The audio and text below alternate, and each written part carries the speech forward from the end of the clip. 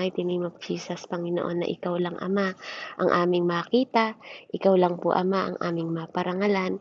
Ikaw lang po, O Diyos, ang aming maitaas sa aming mga buhay. Kaya naman, Ama, hayaan mo sa oras na to na muli kami magtipon-tipon, Panginoon.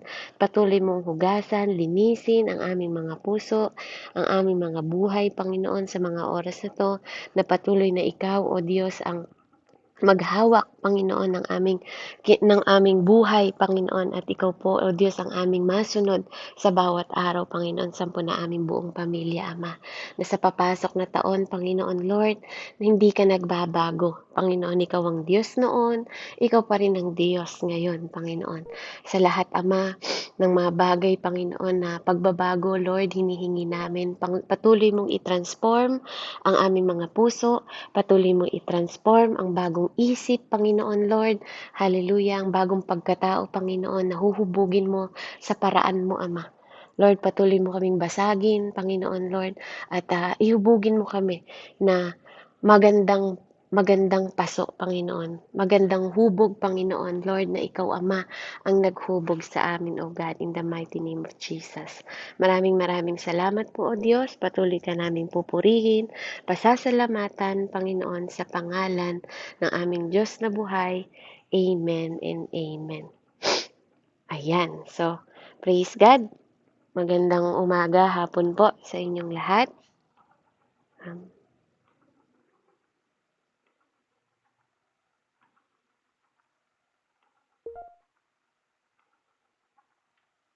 Ayan. So, glory, glory to God.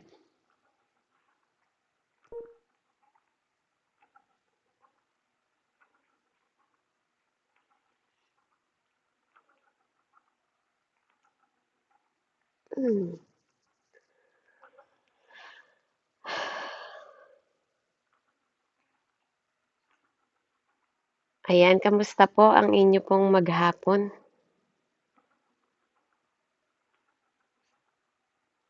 Okay, praise the Lord. So, yan, tayo po ipapasok po sa ating pong mensahe sa araw na to, sa oras na to, no? Ang ating very fresh revelation po na ating Panginoon, how to get in 2025. Ayan. So, napakahalaga po na itong 2025 po daw na ito ay i-approach natin na parang tayo po ay ikakasal sa taong ito. Amen? So, alam niyo po kung anong pakiramdam na ikakasal? Amen? Kayo po ba'y masaya nung kinasal sa mga asawa ninyo o sinakal? Purihin ng Panginoon. Ayan. So, glory to God po.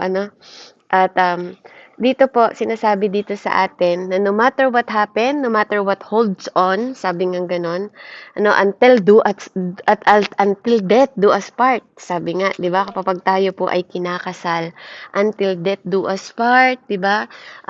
Masaya hanggang sa masaya at malungkot, kailangan magkasama kayo. Amen? Ano man season ng buhay nyo, kailangan magkasama kayo. 'Di ba ganun yung mag-asawa? Kaya ganun po yung sinasabi sa atin dito, no, na itong papasok na 2025, ituring mo to na ikakasal ka.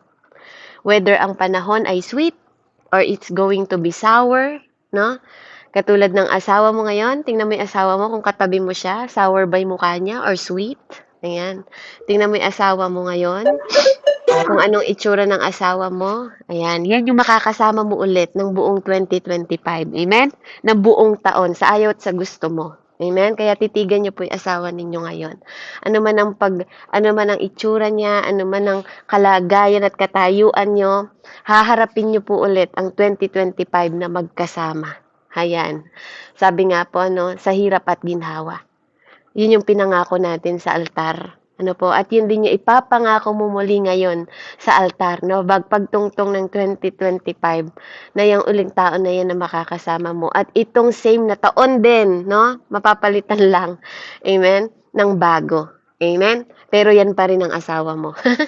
Ayan, so glory to God. At ito pa rin po yung taon na papasukin natin. So, there's a time na galit kayo sa isa't isa. Amen po ba? No, there's a time na ayaw nyo kausapin yung isa't isa. Amen? At ayaw nyo makita ang isa't isa. Pero sa ayot sa gusto nyo, di ba po, kayo yung dalawa na may mga oras at panahon na binibuilt nyo No, may mga panahon na marami kayong na-built nitong taon ng 2024, 'di ba? Yung mga panahon na binibuilt nyo yung inyong mga ugali, 'di ba, sa isa't isa, binibuilt nyo yung inyong mga pagtitiwala sa isa't isa, pagsasama sa isa't isa, and then suddenly there's a time na binibreak. Ouch. Amen? Na nasasaktan kayo sa mga binibuilt ninyo. Tama po ba? Na kayo, 'di ba? Kahit kayo mag-asawa, may mga time na may binilt kayong mag-asawa. Tiwala, amen? Pagmamahal, panahon, oras, and then suddenly, you have to break it. Kailangan yung mabasag, kailangan yung wasakin, kailangan yung, durugin, i-break. Amen? So, we will start, pero tayo po, dito sa taon na 2025, we don't start by breaking. Hindi tayo magsisimula ng wawasakin, no? Or mangwawasak tayo. No po? Bakit po? Because there's nothing to break. Wala na po ba tayong babasagin kasi binasag na? basag na tayo. Tama ba? Ay, yung mga single dyan, di ba po? Mapalad kayo. Sino ba yun naman yung inyong pinagkakatiwalaan, di ba? Or mga bagay na binilt nyo sa pakikisama, sa kaibigan, and then na-break kayo, di ba? Nadurog kayo dahil sa ginawa nila sa inyo. Amen? So, we start by building. Tayong mga mananampalataya, tayong mga disciple, we're starting by building. Ano po? Pero alam nyo, kapag nagbi-build tayo, no, we have to break. Kailangan pa rin tayong basagin. Kailangan pa rin tayong sirain. Amen? Hindi ibig sabihin, kapag sinira ka, hindi ibig sabihin dito kapag binibuild ka, hindi ka kailangan sirain. Hindi ka kailangan basagin. Amen? So dito, ang tanong natin, why I'm building something I'm going to break? No? Bakit kailangan na mag-build tayo ng mga bagay pero kailangan nating basagin ulit? Bakit tayo mismo, no? Nagbi-build tayo, pero kailangan tayong mabasag. Amen? Hindi nyo ba napansin po yun? 'Di ba?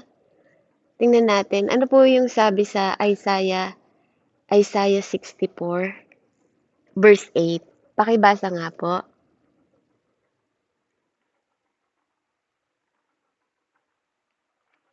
Isaiah 64, verse 8. 64 verse 8. Wait lang ha. 64 verse 8. Ayan, di ko nakikita.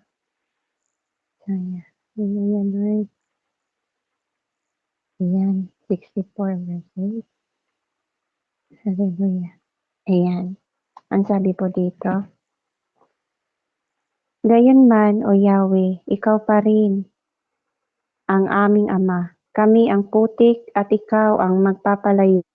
Ikaw ang sa amin ay humubog. Amen po, sis. Pakisunod po yung number 9. O Yahweh, huwag kang mapuot sa amin ng labis. Huwag mo nang alalahanin magpakailanman ang aming mga kasamaan. Mahabag ka sa amin, sapagkat kami ay iyong bayan. Amen. So, praise God. Purihin po ang Panginoon. So, sabi niya doon, Yet ye, Lord, are our Father.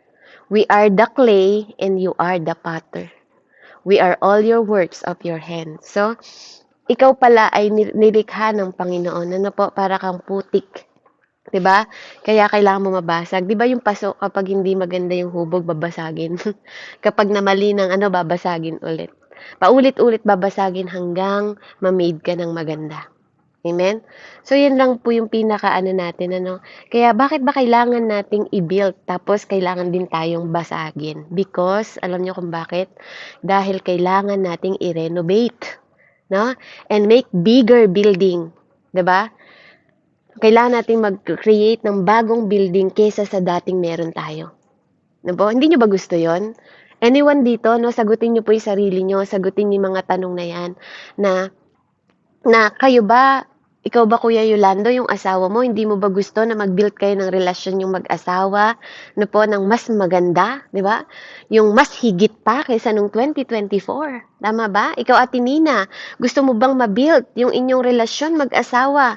Di ba, ng higit na mas nagmamahalan kaysa nung last 2024 pa? Amen? Di ba? Gusto natin yung mas. Amen po. Amen, 'di ba? Ikaw, Ate Jane, gusto mo bang mag-build kayo ng mas trusted na relasyon this 2025 na papasok, 'di ba po? Ganon din ano, Ate Cristita, o 'di ba? Mas maglalambing ka sa asawa mo ngayong 2025. Amen. At si Nanay Andrea, mas marami pa silang adventure ni Tatay Bong na gagawin this 2025. Magbi-build ulit kayo ng mga istorya, ng mga kwento. Amen? Na pagsasaluhan ninyo pagdating ng araw. Di ba? Ikukwento ninyo sa inyong mga apo. Di ba? Na ganito ang pagpasok sa relasyong mag-asawa. Di ba? Mga experience. Di ba po? Na kailangan ding maranasan ng iba dahil naniniwala ako na lahat ng mga taong pinakasal, lahat ng bitterness, sadness, happiness, joy, di ba? Lahat yan naranasan ng mag-asawa. Amen? Kaya let's go, di ba po, sa mensahe ngayong araw na to, na ituring natin na itong 2025 ay bagong pagpapakasal natin. Amen? Sa ating asawa. Na po? Dito, sinasabi sa atin na we cannot enter. Hindi tayo pwedeng pumasok sa year na to unless you exit to 2024. Tama po ba? Sino dito yung makakapunta sa 2025 na hindi ka lumabas sa 2024? Amen? Tama, di ba? Kailangan mong lumabas sa 2024 para makapapasok sa 2025. Amen? Di ba?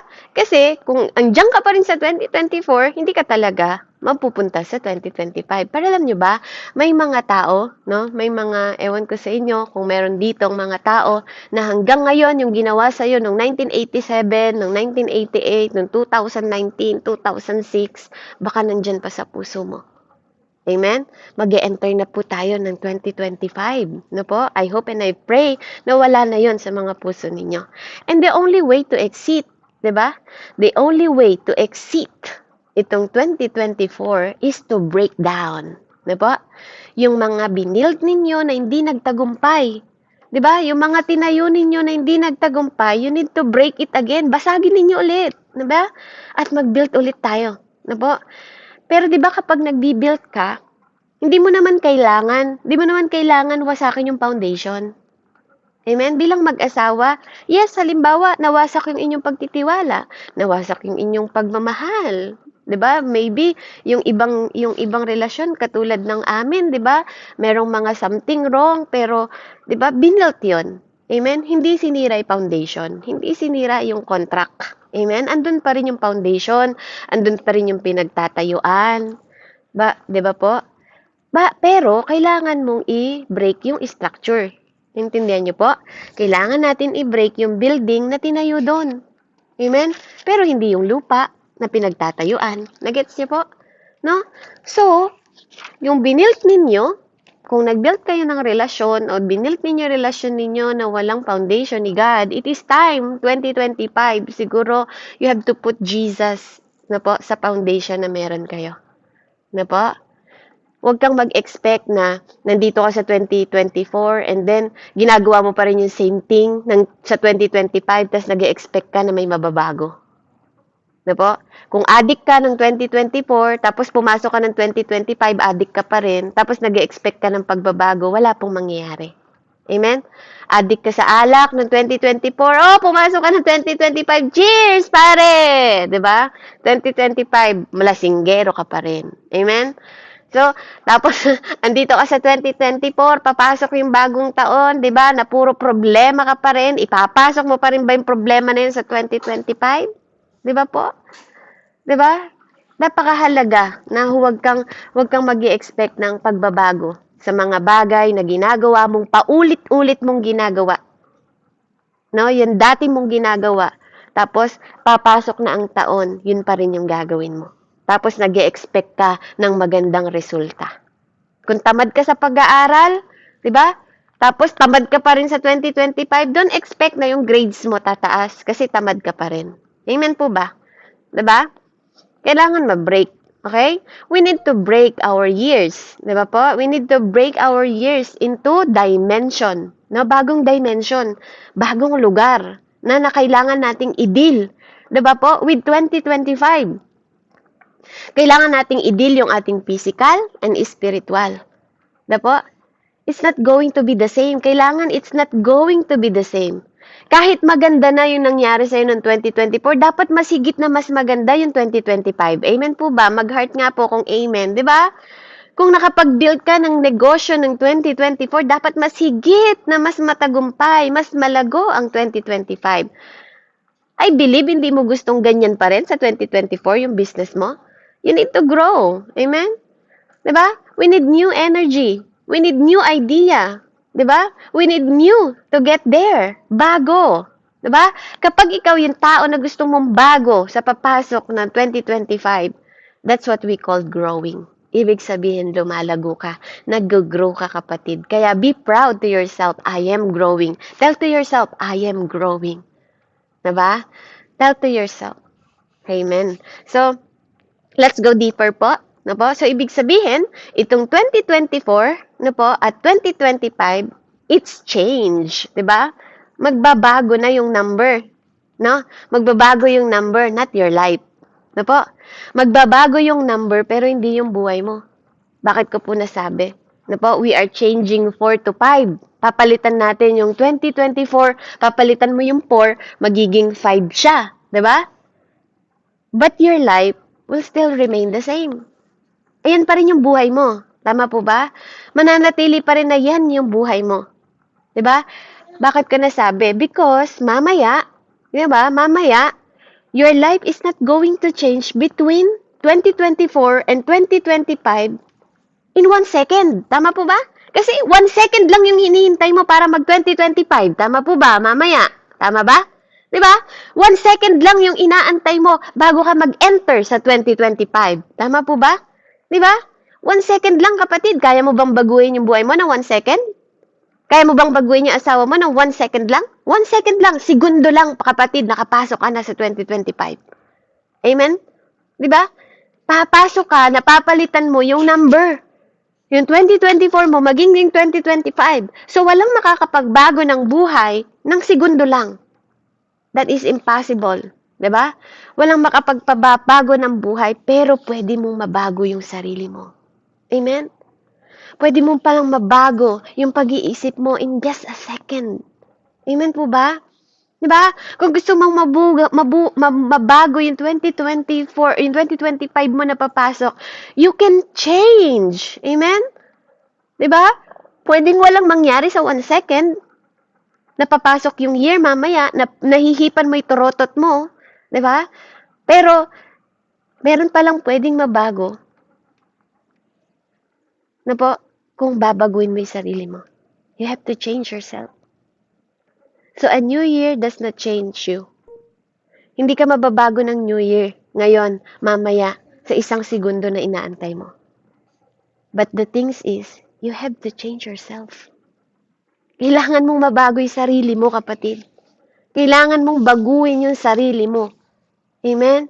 So, ang number 1 point natin dito, you have to talk to yourself.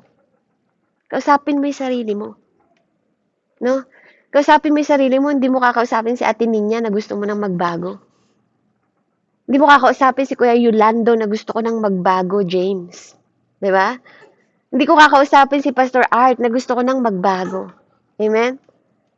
Kausapin mo yung sarili mo. Number 1 point ngayong 2024, no? Habang hindi pa pumapasok ang 2025, kapatid. Mga mahal ko sa buhay, mga mahal niyo sa buhay, mga anak, 'di ba? Ninyo sa bahay, kung naririnig niyo po 'yung mensahe na 'to, hindi 'to aksidente na naririnig mo. Dahil ang sinasabi ng Diyos sa iyo ngayon, anak, kausapin mo 'yung sarili mo bago pumasok ang 2025. Talk to yourself. No po? Ikaw din, ikaw at ako, kausapin natin 'yung sarili natin. Amen? Napakahalaga po na kinakausap mo 'yung sarili mo. Huwag ka magtaka kung bakit kinakausap mo yung sarili mo. Kasi po, si Jesus din kinakausap niya yung sarili niya. Amen? Niwala ba kayo? Di ba si Jesus kinakausap din niya yung sarili niya? Pag nagdadasal siya, ang sabi niya, ang Diyos Ama at ako ay isa. O ba't nagdadasal pa rin siya? So, ibig sabihin, kinakausap niya yung kanyang sarili.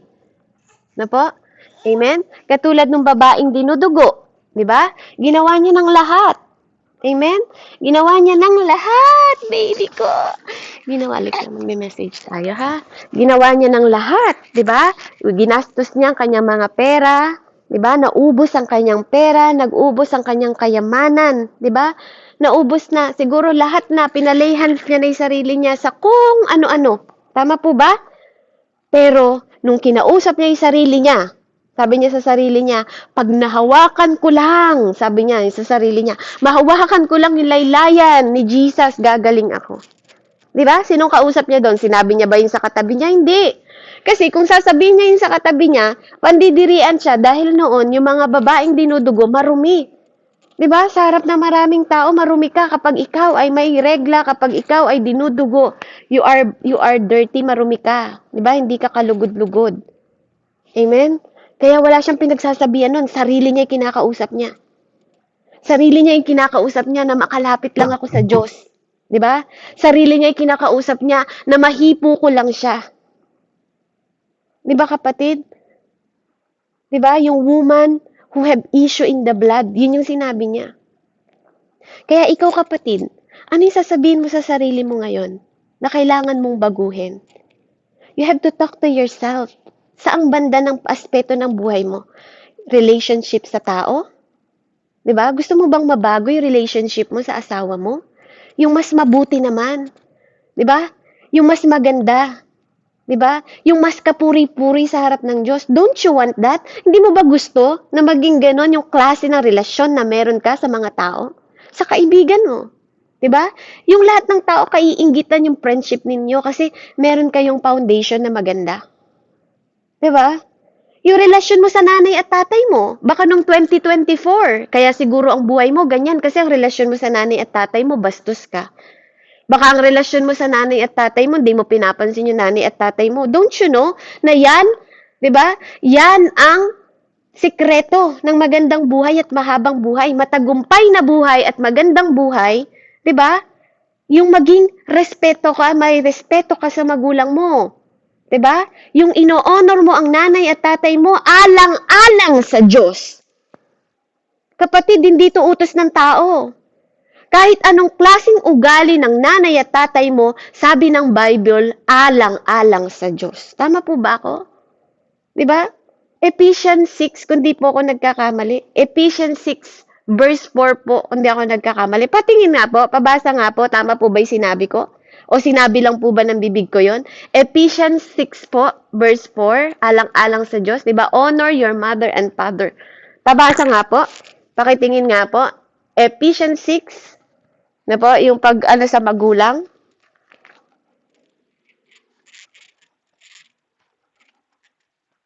May kalakip na pangako. Sabi niya po doon. Kundi ako nagkakamali. Diba? Mahabang buhay, matagumpay na buhay. Nakita niyo po ba? Kahit sa 10 utos po, nandyan yan. Kalakip po ang honor your mother and father. Amen po sis. Sabi po dito sa Efeso 6 verse 2 to 4. Pakilaksan, Ate Jane, pakilaksan po. Amen. Sabi po dito, Carl, makinig ka. Igalang mo ang iyong ama at ina. Ito ang unang utos na may kalakip na pangakong ikaw ay giginhawa at hahaba ang iyong buhay sa lupa. Amen. Alam niyo po, even sa Exodus 20, sinabi din yan. Sa Exodus 20:12 po, sinabi din yan, honor your father and your mother, that your days may long in the land that the Lord your God is giving you. Gusto mo na mahabang buhay sa mundong ito?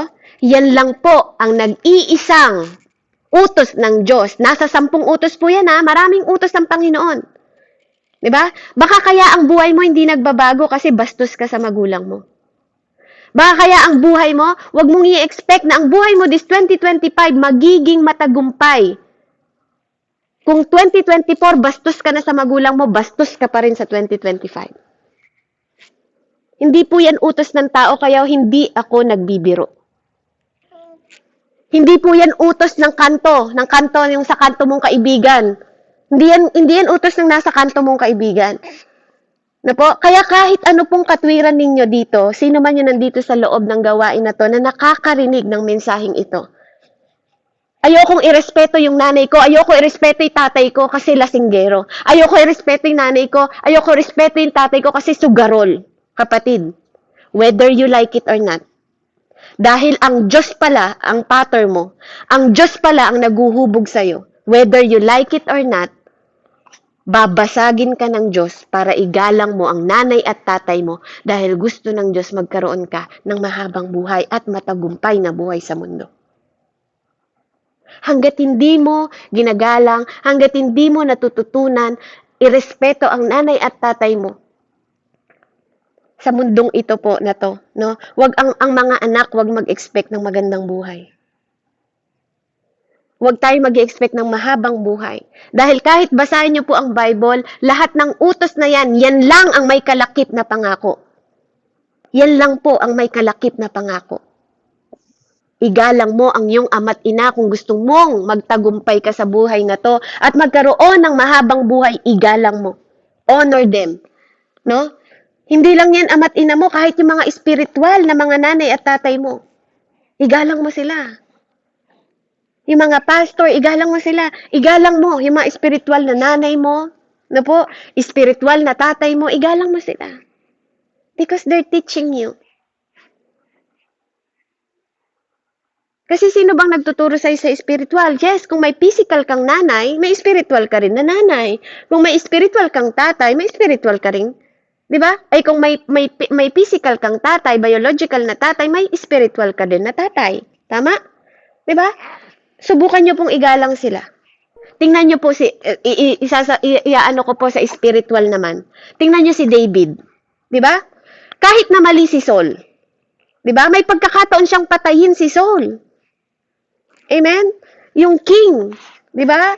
Yung king, pero hindi niya ginawa. Anong nangyari sa buhay ni David? Hindi ba napakaganda ng buhay ni David? Mayaman, di ba? Pinayaman ng Diyos, pinahaba ang buhay. Amen? Nanalo siya sa lahat ng laban. Walang laban si David na natalo. Walang laban si David na natalo. Tandaan niyo po, walang laban si David na natalo. Bakit? Kasi marunong siyang mag-honor. Kaya don't you think na kapag in-honor mo ang iyong nanay at tatay, yung mga spiritual na mga ano natin, do you think di ka magtatagumpay? Diba? Tandaan niyo po, hanapin niyo sa Bible kung anong laban ang kinatalo ni David. Wala. Kasi pag may natalo si David na laban, sinungaling ang Diyos. Dahil kung merong halimbawa ng taong nag-o-honor, diba? Isa yun si David. Isa yun si David na nag-honor. Amen? Diba? Si Elisha, in-honor niya si Elijah. Diba? Anong nangyari? Double portion of spirit na tanggap niya. Amen? Yung relasyon nila, pinag-igi, diba? Kahit kahit iniwan ni Elisha yung yung pagiging magsasaka para mag-serve kay Elijah. Amen? Anong natanggap ni Elisha? Double portion. Amen po? Double portion of spirit. Amen? Double grace. Pag sinabi kasing anointing, grace po yan. We are all anointed. Pag sinabing you are anointed, because of the grace of God. But anointing, di ba, nagiging more ang anointing mo because more of grace na binibigay ng Diyos sa inyo. More of grace na binibigay ng Panginoon. Kaya nagpe-pray ka ng more anointing. Pero ang anointing po, hindi nag-grow ang anointing. Di ba? Nag-grow po yung grace na in-anoint sa'yo ng Lord. Yun ang nag-grow. Pero ang anointing, nananatiling anointing yan. Kaya nga si Satan, tingnan niyo po si Satan. Tinanggal na ng Lord sa langit, pero may anointing pa rin. Amen? Di ba po, hindi nawawala ang anointing. Hindi nawawala. Ang grace ng Diyos hindi nawawala. Sino pong nagsasabi dito na mawawala ang grace ng Diyos? Hindi nawawala ang grace ng Diyos. Kaya nga kahit last minute ng buhay mo, pag tumawag ka sa Diyos, makikinig pa rin siya. Kasi hindi nawawala ang grace. Para siyang mercy bago, lagi araw-araw. Kaya nga pag nagdadasal ka, yung biyaya at habag, biyaya at grasya ng Diyos, laging bago araw-araw. Amen? Hindi siya nawawala. Kahit yung last minute na mamamatay ka, subukan mong tumawag sa Diyos, sa langit ka pa rin. Huwag ka lang sanang mamatay na katulad ni Samson. Diba? Si Samson, nung last minute, humingi siya ng tulong sa Diyos. Nagsisi siya sa kasalanan niya. Amen? Nanalo siya, nagtagumpay siya sa laban, pero that is the last time. Yun na rin yung huling buhay niya. Hindi lahat binibigyan ng pagkakataon na katulad ni David, na after mong nagkasala sa Diyos, binibigyan ka ng pagkakataon ng Panginoon. Hindi lahat na mayang 2025 kapatid buhay. Hindi lahat. Yung 1 minuto na yon, pwedeng hugutin ng Diyos yung buhay mo. Pero kapatid, mag-isip ka. Kung yung buhay na yan, katulad pa rin ng 2024 na gagamitin mo na hindi nagagamit ng Panginoon, mag-isip kang mabuti. Kung hindi mo pinapagamit yung purpose na yan, maybe one day, hindi kang panghihinayangan ng Panginoon dahil sabi ng Panginoon sa kanyang salita, hindi ko panghihinayangan ang mga tao kung lahat naman sila ay kambing at walang tupa. God is the same yesterday, today, and forever. Hindi ka panghihinayangan ng Panginoon kung nagpapatuloy ka lang ng kasamaan sa mundong ito dahil ang kabayaran ng kasalanan ay kamatayan. Diba? Anong pipiliin mong buhay? Sumusunod sa Diyos na may buhay na walang hanggan o sumusunod sa Diyos? Amen? Na hindi mo alam kung saan ang buhay mo. Mamili ka. Maging matalino ka this 2025, kapatid. Na po? Baka mas gusto mo na mag-grow pa yung relationship nyo ng mother mo at ng father mo. Diba? Mag-isip ka ng mas mag-grow pa. Ano pa yung mga bagay na hindi mo nagawa sa nanay at tatay mo ngayong matanda na sila? Amen? Kung paano ka nung bata ka, tinutulungan ka nilang lumakad, tinuturuan ka nilang humakbang. Ngayon bang tumatanda na sila, tatadyakan mo na lang sila dahil ikaw na ang malakas? Sisipain mo na lang ba sila dahil hindi na sila makapag-provide para sa'yo? We'll see. Tingnan natin kung saan ang buhay na ibibigay sa'yo ng Diyos kung ganyan tayo magtrato. Kahit kaninong tao. Kahit kaninong tao po. Hindi lang po sa magulang mo. Kahit kaninong tao. Dahil ang sabi ng Diyos, ano man ang ginawa mo sa kapwa mo, ginawa mo sa akin. This 2025, kahit pa basurero yan, na binigyan mo ng pagkain, binigyan mo ng damit.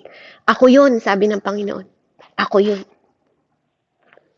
Yung mamamalimos sa daan na binigyan mo ng inumin, kahit isang basong tubig lang, sabi nga, ako yun. Amen? Kaya this 2025, ano yung gusto mo? Diba? I-flip up mo naman yung page ng libro mo. I-flip up mo, ilipat mo yung page ng buhay mo. Kung dati kang chismosa. Diba? Kung dating ang dami mong balita para sa mismo kapwa mo kapatiran. Diba? Paninira sa kapwa mo kapatiran. This 2025, yun pa rin ba yung gusto mong page ng buhay mo? Maninira ka pa rin ng tao? Diba? Binabahiran mo ng karumihan yung pangalan ng ibang tao para lang may task ka. Yun ba yung gusto mong buhay this 2025? Kasi habang dunidimuhin mo yung kapwa mo, dinudungisan mo rin pangalan ng Diyos. Kasi don't you know na yung pinagchichismisan nyo na yon is body of the Christ? Diba? Bahagi din sila ng katawan. We're not all perfect. We make mistake. Wala dito sa atin ang nakakagawa ng perfecto. Pero kahit may mga pagkakamali ka, God qualified you. Kahit sino ka pa, kinwalified ka ng Panginoon. So whether sino man sa inyo, sino man sa atin, sino man sa pamilya natin, o mga kaibigan natin na nakagawa ng masama sa atin, don't you think they deserve forgiveness? Baka this 2025, mas pwede mong ibigay. Kaya tinawag siya na forgive. Nakita niyo po yung word na yon?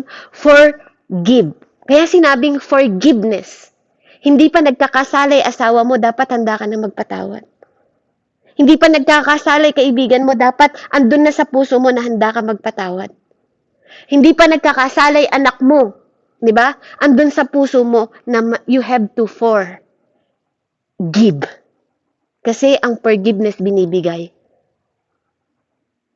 Forgive. Binibigay. Ang linaw po ng word, forgive. Hindi yan tinatago. Hindi yung pinatawad ko na yan. Okay na yun. Amen? Yung kapitbahay mo na naging kabit ng asawa mo, forgive. Diba? Bigay mo yung forgiveness, not because they deserve it. Kasi tayo din pinatawad ng Diyos, hindi dahil deserving natin ng pagpapatawad. Baguhin mo naman yung page ng mindset mo. Kasi yung physical mo, sinasabi, ba't ko patatawarin yan? Pero ang spiritual mo, sasabihin mo, anak, patawarin mo siya. Hindi nila alam yung ginagawa nila. Ngayon, mas matalino ka na. 2025, anak, mas matalino ka na. Mas bibigyan kita ng wisdom, mas bibigyan kita ng puso, mas bibigyan kita ng bagong pag-iisip, bagong buhay. Kung babaguhin mo yung sarili mo. Kung babaguhin mo yung pag-iisip mo. Kung tutulungan mo ako na baguhin ka. Kasi hindi ka mababago ng Diyos if you don't allow God. Kung hindi ka willing magdesisyon na, Lord, I surrender everything. Bago pumasok sa buhay mo si Lord, bago niya pakailaman yung buhay mo, kasi you have free will. Gusto mo ba na galit ka na ng buong 2024, hindi na mga mapinta yung mukha mo, galit ka pa rin ng 2025?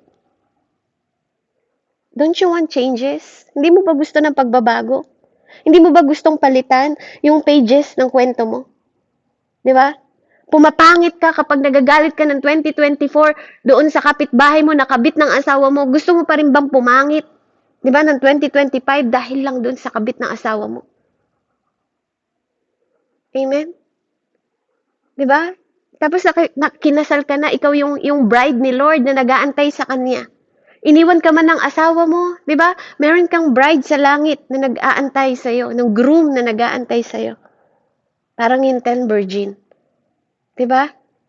Huwag kang maging fool. Huwag kang maging katulad ng 5 na virgin na foolish sila. Di ba? Na may hatred ka pa sa puso mo, darating na si Christ, may hatred ka pa rin sa puso mo. Di ba? Act like a Christ. Amen? This 2025, you have to act like a Christ. Kung dating maikli ang patient mo, pahabain mo this 2025, doblehin mo. Doblehin mo, kapatid. Kung may pagmamahal ka na this 2024, mas doblehin mo this 2025. Amen? Act like a Christ. Think like a Christ. Mag-isip ka ng katulad ng kay Kristo. Amen? Move like a Christ. Move like a Christ. Di ba? Kung mayabang ka ng 2024, kapatid, bawasan mo yung kayabangan mo kasi babagsak ka ng Diyos ng 2025. Kung ganun pa rin ang pagpasok mo ng 2025, mayabang ka pa rin. Kasi ang kayabangan hindi galing sa Diyos. Sabi nga, kung meron kang iyabang mo yung Panginoon. Iyabang mo yung ginagawa ng Diyos sa buhay mo. Hindi iyabang natin kung ano man yung narating natin because we are nothing. Apart from the Lord, we are nothing. Ano man ang narating mo ngayon, kapatid, ano man ang position mo. Diba? It's not you apart from the Lord. Lahat ng bagay sa mundong ito galing sa Diyos. Amen? Ang gusto ng Lord, maging humble ka. Ang sarap kayang sundin ng taong may humility kaysa yung mayabang. Diba? Yung kahit na ang buhay mo ang taas-taas na tapos nakikita ng tao yung humility mo, grabe yun. Diba? Ang sarap pakinggan magsalita ng tao na ang nakikita mo yung buhay niya, ang taas-taas na pero yung paa niya nakalapat sa ground. Yung foundation ng ano niya nandito sa ground kasi alam niya na by the grace of God kaya lang siya nandun. Na po, kung tayo yung mga magulang, wag makita sa atin ng mga anak natin yung kayabangan. Dapat ang nakikita sa atin humility na ano man ang marating mo, ano man ang title na marating mo, meron kang humility.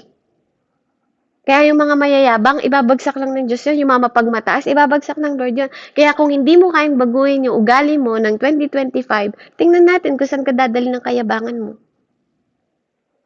Tingnan natin kung saan ka dadali ng pagiging mataas mo. Kasi sabi, more of Christ and less of you. Di ba? That is the word of physical mo, ibaba mo, yung spiritual, itaas natin.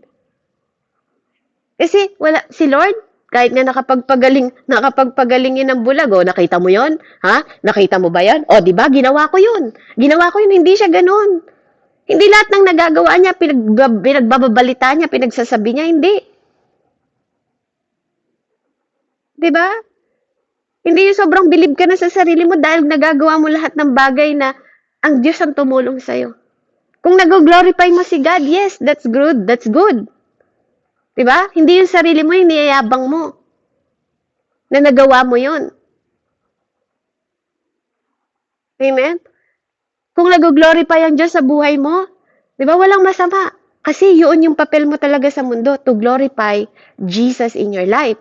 Kasi, kapatid, ikaw naman, diba, si Nanay Andrea, diba, kung hindi na nag-glorify ang Diyos sa buhay mo, Kuya Yolando, kung hindi na nag-glorify ang Diyos sa buhay mo, may problema ka. Diba? Kapag hindi na pupuri ng ibang tao yung pangalan ng Diyos dahil sa buhay mo, kapatid, may problema ka. May something wrong. Diba?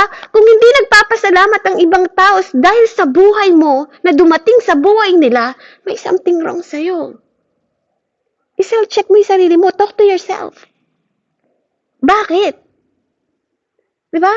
Bakit this 2024, wala bang nabagong buhay? Wala bang taong nagpasalamat dahil nabuhay ka? Dahil andyan ka sa mundo?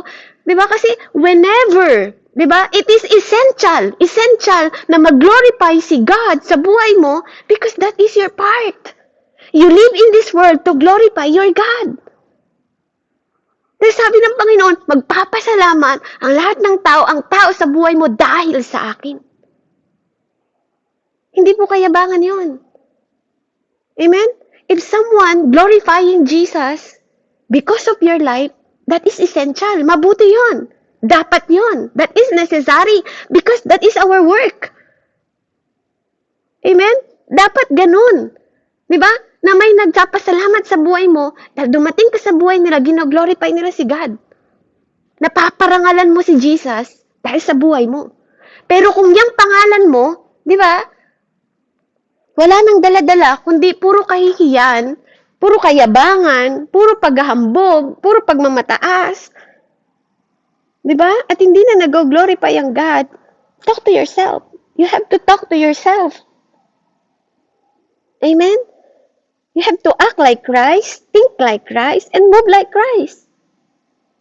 Kasi, diba? Kung you have the same unforgiveness pa rin, same problema pa rin ng 2024, yung ipapasok mo sa 2025, same issue pa rin, same anger pa rin, same fight pa rin, di ba? Pareho pa rin ng pag-aaway ninyo, pareho pa rin ng galit ninyo, pareho pa rin ng mga issue sa buhay ninyo, pareho pa rin ng mga problema sa buhay ng 2024, ipapasok sa 2025, di ba? How can you say that 2025 is a new event in your life? Diba? Kasi this 2025 is new event. Diba? Pag sinabing event, it is dimension. New dimension ng buhay ninyo. 2025 is new dimension. Kailangan may bago. Kailangan mabago. You have to talk to yourself. Kung dati, noong 2024, napakaikli lang ng panalangin mo, this 2025, habaan mo naman, kapatid. Dapat kung isang 5 minuto noong 2024, gawin mo 10 minutes this 2025. Much better than 5 minutes. Di ba? Kung 30 minutes ka lang nagdadasal ng 2024, doblehin mo ng 2025. Amen? Kung nagbabasa ka ng Bible ng 1 minuto, gawin mong 2 minuto, 3 minuto, at 4 na minuto ng 2025. Diba? Habaan mo naman, kapatid. Kasi hindi ka naman ma-change, hindi ka mababago ng kada dasal mo. Kasi ang nagbabago sa tao, yung salita ng Diyos. Diba? Na nagmamanifest sa kanyang buhay. Kahit na magdasal ka ng 24 hours, Kung di ko naman nakakatanggap ng Word of God, amen? Hindi ka mababago. Kaya nga si Jesus nung nabubuhay siya, anong ginagawa ni Jesus? Libot po siya ng libot. Pahayag siya ng pahayag ng salita ng Panginoon. What? Pahayag siya ng pahayag ng salita ng Panginoon, kaya po yung mga tao noon nabago. Nakita niyo po yun? Kasi nagpapahayag siya, naglalakad siya. Amen? Puro salita ng Diyos yung pinapahayag ni Jesus. Pumunta siya sa bundok, nagpapahayag ng salita. Tumawid ng dagat, nagpapahayag ng salita. Nagpapagaling at nagpapahayag ng salita ng Diyos. Kaya nabago na nabago yung mga tao. Because of the word na lumalabas sa bibig ng Diyos. Kaya nga sabi ng Panginoon sa Matthew 4:4, hindi ka lang sa tinapay na bubuhay, kundi sa bawat salita na lumalabas sa bibig ng Panginoon. Amen? Yung Bible, yan yung mga word ng salita ng Lord. Kung nandyan lang yan at nakakip lang, inaalikabok lang, paano mababago? Diba? Kung di naman nabubuksan. Amen? So this 2025, new event po ng buhay natin. Next, pagkatapos mong kausapin yung sarili mo, then kausapin mo ang Diyos. Amen? Ask to the Lord na tulungan ka. Ask to the Lord na baguhin ka. Ask to the Lord, di ba, na magkasama kayo this 2025 na hahakbangin po yung taon na to, nakasama mo ang Diyos. Kasi kung sino yung Diyos ng 2024, He is the same God ng 2025. Kung sino yung nagpapagaling ng 2024, He is the same God ng 2025. Yung nagpatagumpay nung year na 2,000 years ago, amen, kay David, He is the same God na nagpapatagumpay at magpapatagumpay sa'yo this 2025. Walk with Jesus. Diba? Move like Jesus. Act like Jesus. Amen? Think like Jesus. Ang mind ng Lord, hindi katulad ng tao, sabi nga niya. My thought is not your thought. Amen? Yung thought ko, hindi katulad ng thought mo. Kaya wag nating isipin na yung pag-iisip natin, di ba? Kung hindi makikipag-isa sa pag-iisip ng Panginoon, katulad ng 2 Corinthians na sinabi niya na kailangan maging isa ang isip ng Diyos at isip ng tao na mag-manifest sa'yo ang mind ng Lord, walang mababago sa 2025 mo.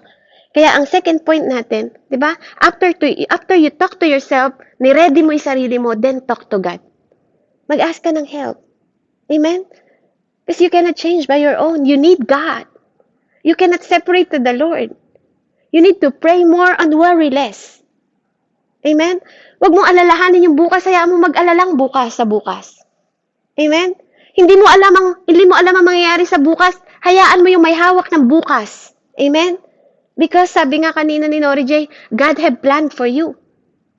Tapos na yung kwento mo. Amen? Pero kung gusto mong higit na maging mas maganda, mas higit na makabuluhan, mas higit na mabuti, yung 2025 mo, amen? Kausapin mo yung sarili mo, then after mo kausapin ang sarili mo, then talk to God. Mag-decide ka. Mag-decision ka. Amen? Dahil 1 minuto lang mamaya, mababago na ang taon. Pero kung babalikan mo pa rin yung binilt mo last 2024, amen? At ganun pa rin, ang bibuilt mo ng 2025, the same thing. Tapos gusto mo mag-expect ka ng ibang result. Di ba? Hindi po mangyayari yon. Amen? Kung ano man yung mga bagay na hindi ka nagtagumpay ng 2024, break it. No? I-break mo yon. I-break mo yung mga bagay na hindi ka nagtagumpay, then build it, rebuild it, i-renovate mo, kapatid. Hindi pa huli ang lahat. There is more 365 days. Diba? Same thing nung dating taon. Sumisikat ang araw, lumulubog ang araw, may bagyo, may ulan. Ano man ang season na papasok ng 2025, kapatid, you have to be more Christ. Less of you. More love. Diba? Less of selfishness. Huwag kang maging selfish. More ng mind ni Lord. Hindi katulad ng mind mo dati noong 2024.